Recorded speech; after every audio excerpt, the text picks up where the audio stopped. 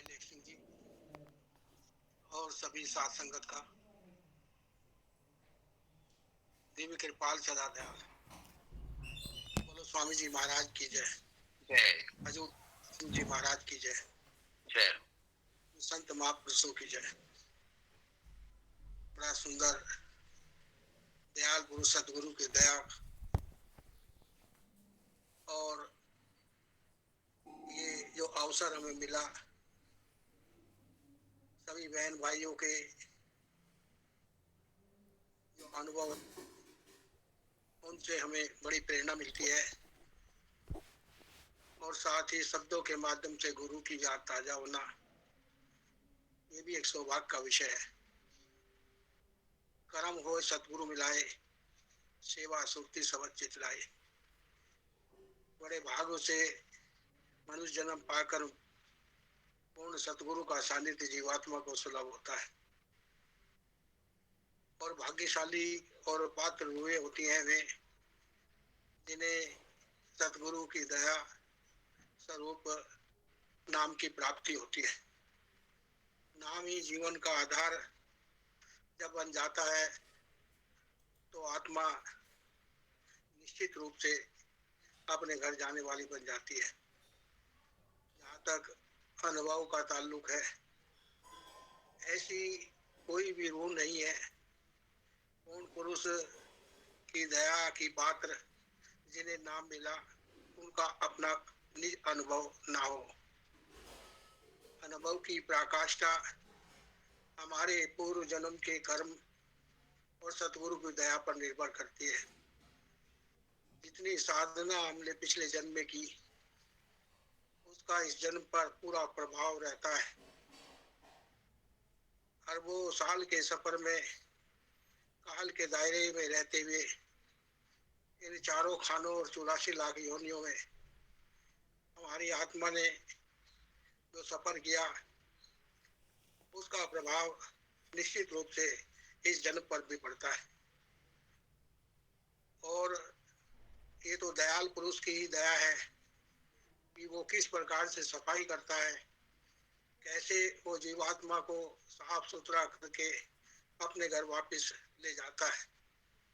क्योंकि जब वो स्वयं या अपने अधिकृत व्यक्ति के माध्यम से नाम देता है तो जीव के साफ कर्मों का और काल के दायरे से निकालकर सारा अधिकार अपने अधीन कर लेता है।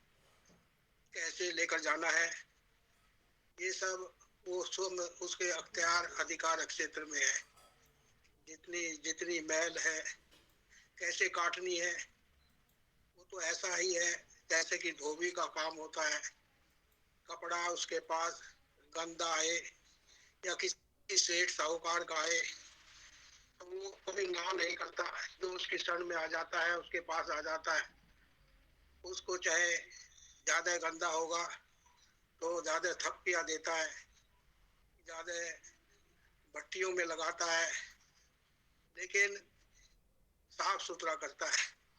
यही पूर्ण पुरुष की कैफियत है, यही उसकी महिमा है।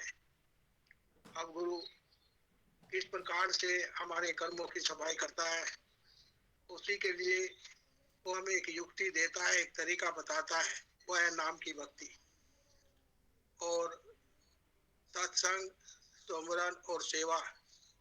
यही एक जीवन का आधार जब जीवात्मा का बन जाता है तो फिर मुक्ति का रास्ता प्रशस्त हो जाता है। युक्ति भक्ति और मुक्ति एक तारतम्य है, एक सिलसिला है जो गुरु बैठाता है और जो जीवात्मा उनकी शरण में आती है वो उसी अनुरूप जीव को बनाकर उसकी संरचना और किस प्रकार से उसे लेकर जाना है उसी के अनुरूप पूर्ण करता है। कल के अनुभव में आपने देखा हमारी बहन वंदना शुक्लानी, डॉक्टर वंदना शुक्लानी जी ने कैसे उन लम्हों को याद दिला और वे जो लम्हे थे, जो अक्षर थे अपने दयाल सतगुरु के उन अंतिम अक्षरों की एक भावुक अनुभूति हमें कराई कि किस तरह से एक पूर्ण पुरुष आता है और गुरुमुखता का परिचय देते हुए हम जीवात्माओं को अपने से जोड़कर अपने घर पहुंचाने के लिए तत्पर रहता है। पूर्ण पुरुषों का सानिध्य जिन जिन रूहों को मिलता है उनके सबके अनुभव समान रूप से एक ही दिशा की तरफ ले जाते हैं। हमें भी अवसर मिला, दयाल पुरुष की दया मिली, आपको भी मिला, सभी बहन भाइयों को अपने हिसाब से, क्योंकि जैसे जैसे हमारे पिछले जन्म के कर्म हैं उसी के हिसाब से वो जीवात्मा को, उन रूहों को अपने सामीप्य में लाता है। 76 में नाम मिला। स्वामी जी की दया, वो खुद गांव में गए और गांव में उन्होंने सत्संग दिया। गांव में ऐसी स्थिति बनी कि हम लोग तो कर्मकांडी परिवार से संबंधित थे।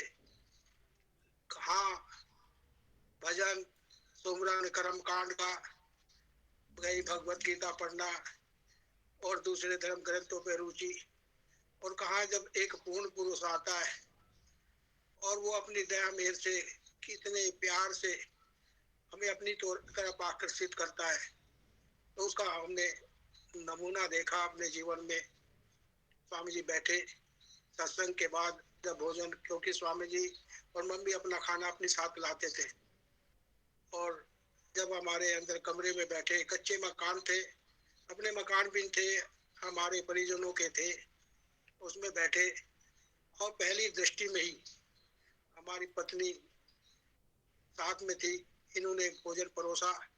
मम्मी ने कहा कि भाई हम खाना लाए हैं, थोड़ी बहुत सब्जी देख लेना। तो उसी हिसाब से पहली दृष्टि में दिखते ही स्वामी जी से कहने लगी, मम्मी जी कहने लगे बच्चे तो यहाँ रहने के काबिल नहीं।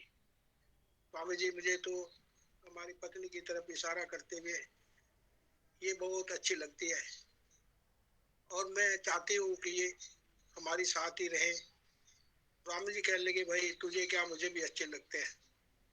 और फिर उसके बाद जो होना था और जिस प्रकार से पहले से प्रारब्ध के अनुसार नियत था, तो स्वामी जी ने प्रपोजल दिया तो आप आओ, शामली में मकान है। हम लोग तो सत्संग के लिए कभी बरेली कभी डोगर जाते हैं, और वहाँ पर मेरी इच्छा है कि मैं वहाँ एक स्कूल खोलूँ, और ये घर में है तो पढ़ी लिखी है तो इनका भी उपयोग होगा, और आप लोग वहीं रहना। हमें ले आए और वहाँ पर स्कूल चला, और स्कूल जब चला तो वहीं पर रहते हुए हमारे यहाँ बिटिया का जन्म हुआ, और उसके बाद वहाँ से बहन की हमारी शादी थी, उसमें बड़ी परेशानी आई आर्थिक रूप से, और उसमें भी गुरु ने अपने हिसाब से हमारी परीक्षा ली। और उस परीक्षाओं में, क्योंकि जब वहाँ आए थे पास में, तो आश्रम की व्यवस्थाओं की जिम्मेदारी भी, उनकी सेवाएं भी स्वामी जी ने हमको सौंपी, और उसमें सेवा आती, हम सनीला भेजते और सब कुछ चल रहा था। उसी दौरान वो शादी का, बहन की शादी का मामला आया, उसमें पैसे की जो कमी पड़ी, और हमने बड़ा प्रयास किया इधर उधर से, लेकिन स्वामी जी ने, क्योंकि वो तो सब जानी शान है और उन्होंने सब जाना देखा, हमारे भाव से ही समझ लिया सब कुछ, और उन्होंने कहा बेटा यदि तुम अपनी बात अपने गुरु से नहीं करोगे तो किससे करोगे। एक तरफ तो तुम ही कहते हो कि त्वमेव माता च पिता त्वमेव, त्वमेव बंधुश्च सखा त्वमेव, त्वमेव सर्वं मम देव देव, और दूसरे अपने गुरु से छिपाते हो। तो अब बताओ क्या दिक्कत है। अब बताना पड़ा, और उस समय की बात है, हमें तो तनख्वाह भी बहुत कम मिलती थी, साधन कुछ नहीं थे, पूरे परिवार की जिम्मेदारी थी, 5 बहन भाई थे हम, और एक उसमें माता पिता थे, गांव में सब कुछ थे, सारी जिम्मेदारी और सब कुछ रहते हुए, तो स्वामी जी ने कहा कि अच्छा भाई। तो स्वामी जी ने दुकान पर अपनी जो मेडिकल स्टोर था वहाँ पर स्वामी जी की ससुराल से कुछ पैसा पहले से तय था, तो वहाँ आता हर महीने वो मम्मी जी के लिए, उनकी व्यवस्थाओं के लिए, क्योंकि वे तो ठहरी एक साहूकार की लड़की, और उन्होंने अपने दामाद, जिनसे स्वामी जी की तरफ इशारा करते की तरफ कि उन्हें एक इंजीनियर से उन्होंने शादी की, और जब उन्होंने संन्यास ले लिया तो ऐसी स्थिति में उन्होंने हर महीने वहाँ पर 29 रुपये महीने का जो जमीन थी मम्मी के नाम कुछ करके उसका फसलाने के रूप में, सहायता के रूप में भेजते। तो स्वामी जी ने पैसा मंगाया और लाकर हमको दिया। 2100 रुपये की कुल कमी थी। मैंने कहा जी हमें तो 2100 की जरूरत है, और 2100 उस समय भी आज के समय के कई लाख रुपए के बराबर है। तो तब शादी संपन्न हो गई, और मैं शादी के बाद मिठाई लेकर प्रसाद रूप में सनीला गया, वहाँ मेरा एक्सीडेंट हो गया। एक महीना अपने कक्ष में स्वामी जी ने रखा, और जब ठीक हो गए 1 महीने तक अपने पास खुद ही, कहने का मतलब है बहुत लंबा ये सफर था उस समय में कर्म का, और कैसे गुरु ने कटाया, और वो दुर्घटना वो सब कहीं न कहीं पहले भी आपके सामने वर्णन कर चुका। लेकिन 1 महीना अपने हाथ से इंजेक्शन लगाए, अपने हाथ से ही कृपाल भवन में रखा, और जब ठीक हो गए तो शामली मुझे अपने एक भाई जयराज शर्मा थे कैमला से, उनके साथ साथ शामली भेजा। और मम्मी जब मिली वाइफ को सादरा सत्संग में दिल्ली में, तो उन्होंने साफ कह दिया, कह लगे स्वामी जी ने कहा ये भैया का ये पुनर्जन्म है। तो कहने का मतलब है उसके बाद सीधा मन में वैराग हुआ, और मैंने छुट्टी ले ली और गुरु सेवा में रहने का निर्णय किया। तो कहने का मतलब सीधा सही है कि किस प्रकार से वो संत एक दयालु जीव पर दया करता है और उनकी मुसीबतों को अपने ऊपर लेता है। एक सच्चा यदि परोपकारी है धरा पर तो केवल संत ही होता है। जिया दान दे भक्ति लान, हरि से लैन मिलान जिए। वो अपने आत्म बल से अपनी जिया का दान देकर हमारे कर्मों को अपने ऊपर लेते हुए हमें मोक्ष की तरफ ले जाता है, हमें मुक्ति के मार्ग की तरफ प्रशस्त करता है। जीवन है अनुभव से भरा पड़ा है। वो घटनाएं जो बहन वंदना ने वर्णन किया, वानगी के रूप में हमारे साथ भी वैसी घटना हुई। स्वामी जी ने हरिद्वार का सत्संग था, दिसंबर के महीने का अंतिम इतवार का, और मैं आ रहा था रास्ते में, क्योंकि अक्सर जहाँ सत्संग होता है तो मोबाइल बंद कर देते हैं, स्विच ऑफ कर साइलेंस पर लगा देते हैं। तो मैंने वो साइलेंस पर था मेरा मोबाइल, तो मैं जब शाम लिया देखा स्वामी जी का मोबाइल आया है, मिस कॉल पड़ी है। आकर मैं राज सिंह से कहा, हमने कहा भाई ऐसे ऐसे, मैं देखो ये तो स्वामी से बात करनी थी। हमने जब बात करी तो स्वामी जी ने कहा कि लगे आप आ जाओ। दिसंबर का वो महीना था, अंतिम अवसर थे, 2013 की बात थी। उस स्थिति में हमने स्वामी जी से बात की। स्वामी जी कहा बेटा तुम आ जाओ यहाँ पर।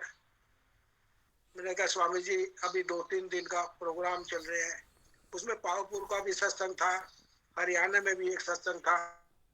मैंने जब स्वामी से कहा तो कहने लगे अच्छा कोई बात नहीं भाई, सत्संग पहले है और उसके बाद तुम भंडारे में आना।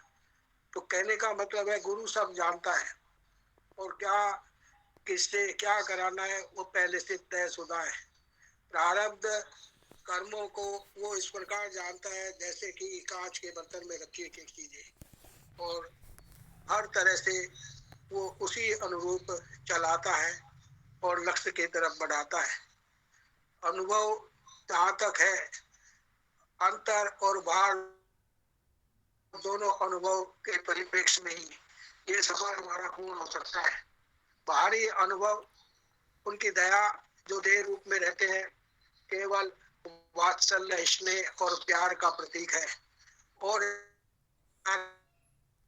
बनता है और याद ही मुक्ति की तरफ ले जाने में सहायक बनती है।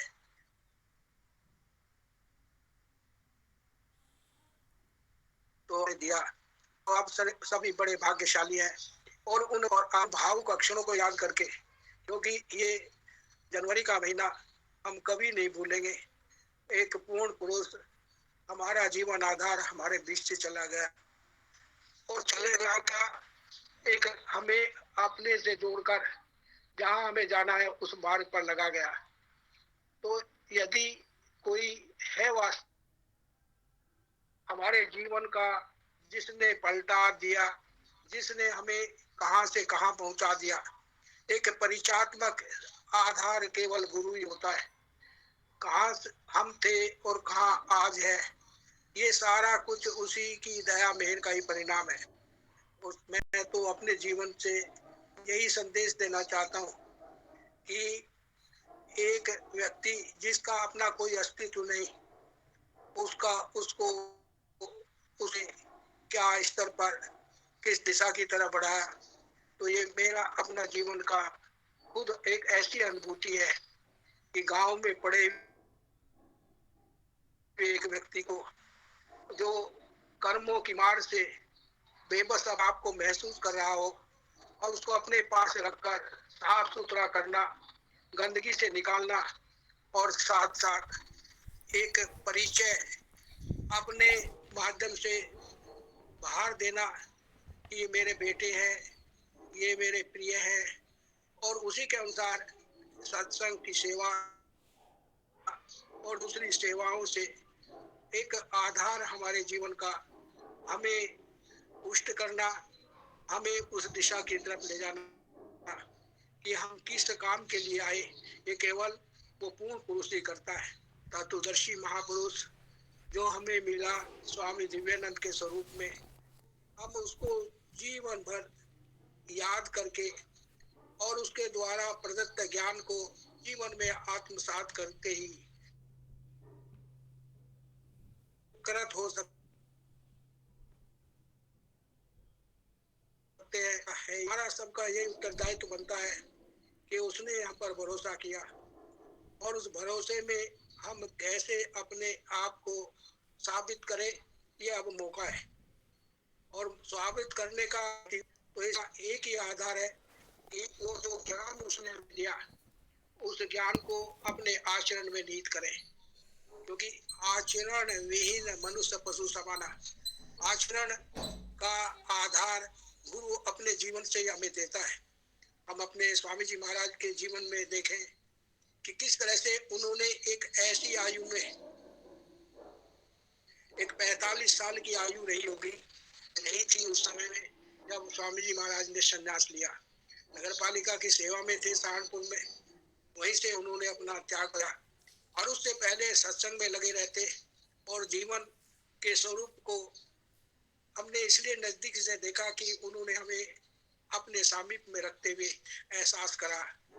मेरे अधिकारी थे, मैं भी नगर पालिका में था, वे जब उनके साथ रहे, मेरे पास के कैराना नगर पालिका में स्वामी जी की पोस्टिंग थी, तो उन्होंने मुझे बताया, जब हम बैठते आपस में अपने अधिकारियों के बीच में, कहने लगे स्वामी जी, क्योंकि गुप्ता जी के नाम से विख्यात थे, रतुलाल गुप्ता जी, कहले गुप्ता जी को हम देखते थे नजदीकी से, फिर 6-6 महीने उन्होंने नमक छोड़ दिया, काफी समय तक पानी भी छोड़ दिया।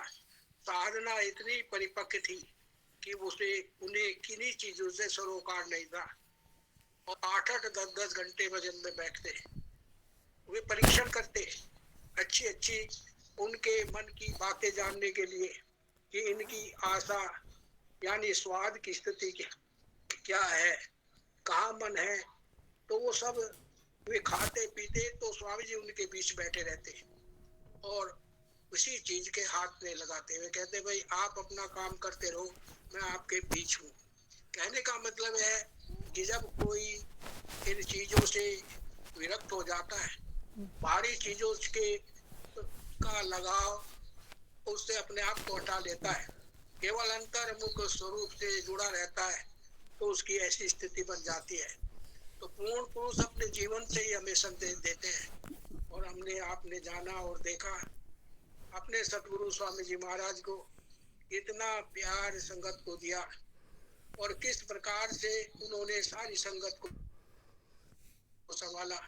वो अक्षण भी थे जब जिन पर भरोसा किया वो उनको छोड़कर चले गए, और उस स्थिति में भी किस प्रकार से संगत को संभालते हुए अपना जो उद्देश्य था संगत के प्रति, उन जीवों के प्रति जिनका उत्तरदायित्व अपने ऊपर लिया, उनको किस प्रकार बखूबी निभाया।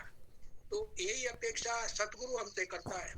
हजूर बाबा सावन सिंह जी महाराज ने बहुत सुंदर तरीके से अपने अमृत वचनों के माध्यम से मार्गदर्शन किया, और उसमें भी इस बात की पुष्टि की कि अगर संतों के पास रहने और उनकी आज्ञा का पालन करने का प्रभाव शीघ्र प्रतीत न हो तो हमें निराश नहीं होना चाहिए, क्योंकि ये समझकर कि अभी हमारे जन्मों जन्मों के संस्कार मन में भरे पड़े हैं और धीरे धीरे दूर हो जाएंगे। ये जन्म जन्मांतरों के संस्कार पहले तो दब जाते हैं और फिर धीरे धीरे मिटते चले जाते हैं। जब तक ये संस्कार पूर्णतः दूर नहीं हो जाते, मनुष्य को संतों की सेवा में लगे रहना चाहिए और विश्वास रखना चाहिए कि ये एक दिन अवश्य दूर हो जाएंगे। अंदर के संस्कारों को धोने के लिए समय की आवश्यकता होती है, यह जल्दबाजी का काम नहीं है। गुरु का मिलाप, गुरु का सत्संग, नाम का मिलना और नाम की कमाई करने का मौका मिलना ऊंचे भाग्य का नतीजा है। नहीं तो अगर गुरु भी मिला, सत्संग भी मिला, नाम भी मिला, लेकिन कमाई नहीं की तो कोई फायदा नहीं। साध संगति के बराबर दुनिया में कोई संगति नहीं। इसमें आकर शराबी शराब छोड़ देते हैं, कबाबी कबाब छोड़ देते हैं, चोर चोरी छोड़ देते हैं, दुराचारी दुराचार छोड़ देते हैं। इसलिए परमेश्वर के पास यदि कोई बख्शने का या अपने साथ मिलाने का जरिया है तो वो सतगुरु है, साध संगत है। तो संतों का एक एक वचन करोड़ करोड़ रुपए का होता है। हमें चाहिए कि जो कुछ सुने घर जाकर उस पर आत्मचिंतन करें, लेकिन हमारी क्या हालत है, इस कान से सुना उस कान से निकाल दिया। सत्संग में गए, पल्ला झाड़ कर चले आए, जैसे गए वैसे ही खाली वापिस आ गए। अगर सत्संगी सांसारिक घटनाओं से विचलित हो जाता है और अपनी एकाग्रता खो देता है तथा सुख दुख का अनुभव करता है, तो इससे साफ जाहिर है कि सत्संग का अभी उसके ऊपर असर नहीं पड़ा है। सतगुरु के अंदर सत्य प्रकट है, उसकी संगति का नाम ही सत्संग है। जहाँ सतगुरु सत्य का उपदेश देता है वहां जाने पर आत्म रंग चढ़ता है। जब जल के सरोवर के किनारे बैठने से, अग्नि के पास बैठने से गर्मी आती है, तो वहां बादशाहों के पास बैठने से उनका रंग क्यों नहीं चढ़ेगा। बाहर के तीर्थों में स्नान करने से शरीर का मैल उतरता है, मन का मैल नहीं उतरता। सच्चा तीर्थ है नाम, वह मनुष्य के अंदर है। मन का मैल तो तभी उतरता है जबकि यह अंदर जाकर उस सच्चे तीर्थ में, सच्चे अमृतसर में स्नान करे। जितनी जल्दी भजन सुमरन करेगा उतनी जल्दी पहुंच जाएगा, जितनी सुस्ती करेगा उतनी देर से जाएगा। अगर सत्संगी का विश्वास कट्टर और अटल है, वह प्रतिदिन भजन में समय देता है, तो उसे कोई सांसारिक इच्छा नहीं है, तब कोई भी ऐसी शक्ति नहीं है जो कि उसे संसार में वापस लाए। किसी भी अपनी आध्यात्मिक उन्नति से संतुष्ट नहीं होना चाहिए। सुमरन करने तथा शब्द धुन सुनने की भूख हमेशा बनी रहनी चाहिए। रुपयों का 10वां भाग निकालना सरल है, तनख्वाह आई और 10वां भाग निकाल दिया, पर समय का 10वां भाग देना कठिन है। 2.5 घंटे अभ्यास करना शिष्य का कर्तव्य है। अगर अधिक समय फल मिलेगा। बीमारी भजन में बाधा डालती है, लेकिन इसका यह मतलब नहीं कि हम लोग प्रयास करना छोड़ दें। शब्द धुन बीमारी के समय बंद नहीं होती। भजन करना और शब्द धुन सुनना आत्मा का काम है और आत्मा कभी बीमार नहीं होती। शरीर को ही तकलीफ होती है, उसके अपने प्रारब्ध कर्म है। वास्तव में बीमारी के समय परमात्मा की विशेष कृपा होती है। शब्द धुन अधिक स्पष्ट हो जाती है अगर बीमारी के समय बैठना संभव नहीं तो लेट कर ही भजन करना चाहिए। तो ये अमृत वचन है हजूर बाबा साहब सिंह जी महाराज का। इसमें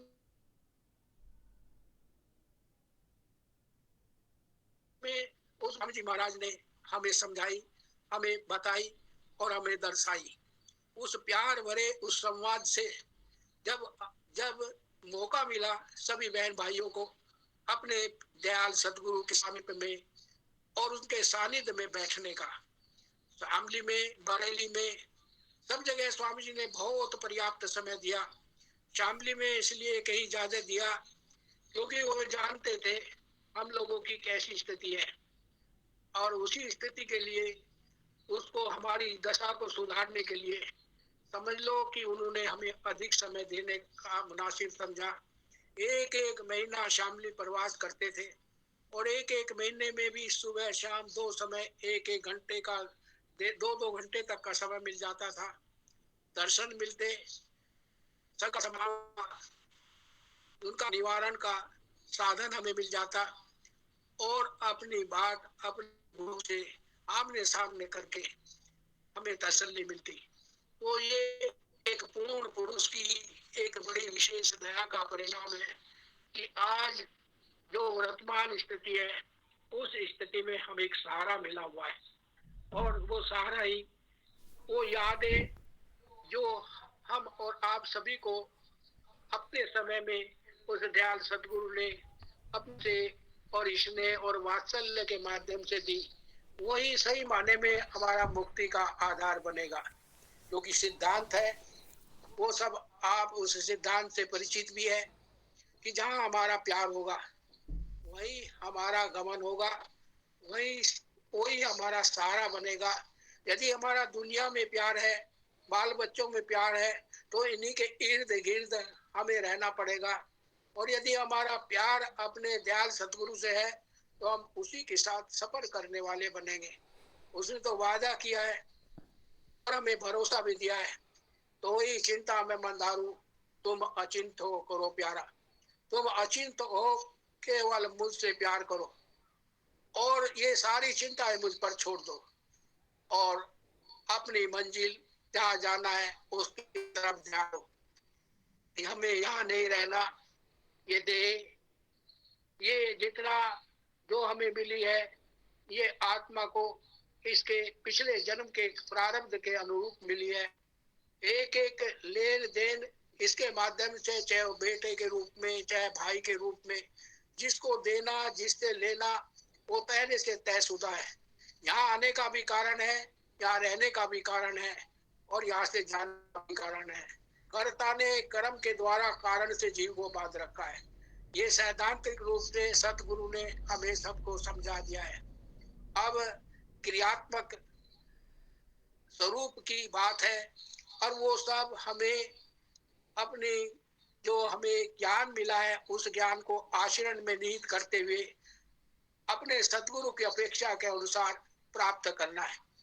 और वह अभ्यास का मार्ग देह से विधेय अवस्था में आकर सतगुरु के उस नूरी स्वरूप से आत्मसात हो जाना, अंदर शब्द धुन का खुल जाना। और यही एक आधार है इस मनुष्य योनि को प्राप्त करने का।